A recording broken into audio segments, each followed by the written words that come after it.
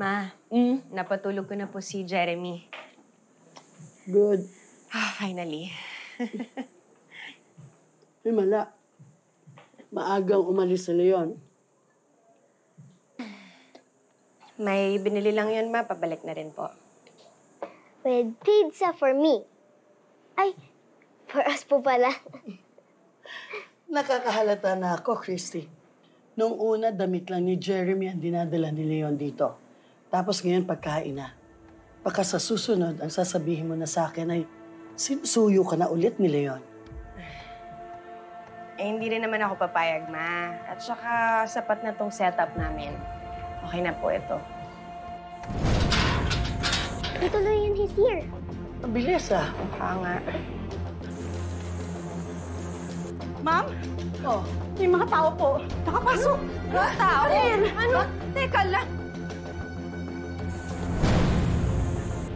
Ma, please, punta na kayo sa kwarto. Mag-lock. ikaw! Halika dito! Lock na lang, please, yung pinto. Ano yan? Kailangan na Christy, ikaw! Halika! Christy! Christy! Ano, Christy? Namiss mo ba kami? Sorry, pasok! Melody, saan na po yung pinto? Paano po si Mami, Lola? Just pray, okay? She will be all right. Pray, at I'm gonna call the police. Kumusta, Bangus? Long time no see. Bakit, ha? Ba't kayo nandito? Si Mami. Baka po, saktan na po siya ng mga bad guys. No. Don't think that way. Just pray. Bakit, ha? Kayo lang naman ang gustong makapagkita, ha? Dapat nabubulok na kayo sa mga kulungan ngayon. Lalo ka na.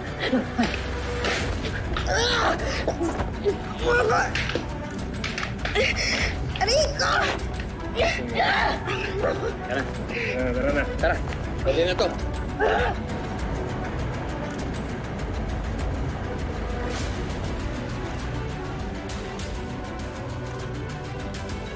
Tumawag pa yung matanda na pulis. Tara. Nakalakdan, bitawan mo ako! Hindi ka magtatagal mga anak ko rin yun! Ganang pumalag. Ano ba? Bitawan niyo! Pumalag. Akala niyo wala kayo sa mga pinagagagawa niyo? Iwan niyo ko! Di na kailangan. Makakalis na tayo bago pa sila dumating. Huwag ka na pumalag, boss! Akala niyo? Ha? Akala niyo? Hindi kayo makakawala sa pinagagagawa ninyo? Tigilan! Ayun! Ayun! Bitawan mo si Christy!